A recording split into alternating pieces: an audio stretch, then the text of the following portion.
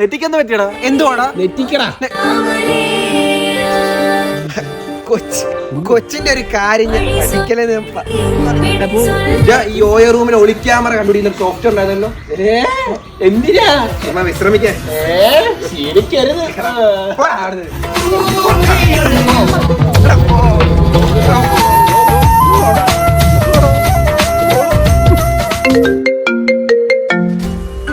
എന്റെ കൊച്ചു വിളിക്കുന്നു.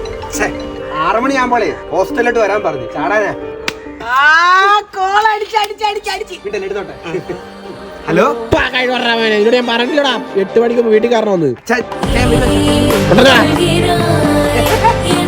മെഡിക്കൽ സ്റ്റോറുണ്ട്.